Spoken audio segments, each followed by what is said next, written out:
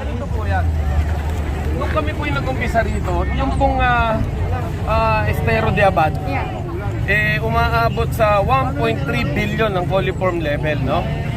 Ngayon po, yung mga esterong yan, yung tatlong outfall na malaking yan, patungo rito sa Manila Bay, mga na-issuehan na po ng notice of violation, na-issuehan na ng cease and desist order, yung mga establishmento na nagtatapon ng maruming tubig dyan, no?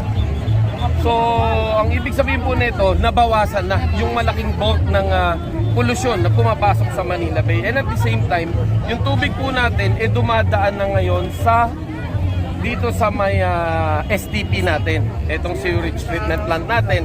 Yung plantang yan po yung naglilinis ng tubig bago po dalhin sa dagat, no?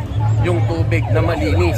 So since ganun po yung sitwasyon natin, we're looking at about few months na ma-reach natin yung level kasi ngayon nasa thousands na lang siya. Noon billion, naging 100 millions, ngayon thousands na lang, no? So we're looking at few months para once and for all ma-achieve natin yung 100, no, yung SB quality, yung 100 most probable number per 100 milliliter.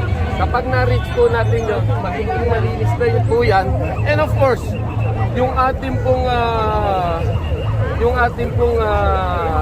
natural na klima, yung natural po natin na yung ulan, yan po ang tutulong sa atin na maglinis din. No? Tutulong sa ating maglinis yan.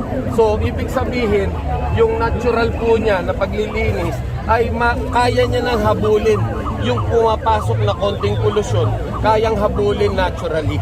Hindi po gaya noon na hindi na ho kaya kahit 10 doble pa nung natural na pagtulong sa ating kalikasan, hindi na ho kaya dahil sa laki ng polusyon.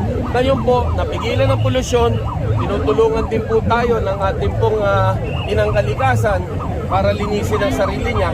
Kung kaya't naniniwala tayo, time will come, magiging swimmable po itong lugar na ito. Thank you po, Yosek Benny Antiporda. Salamat po, Yosek. Thank you. Thank you. Thank you.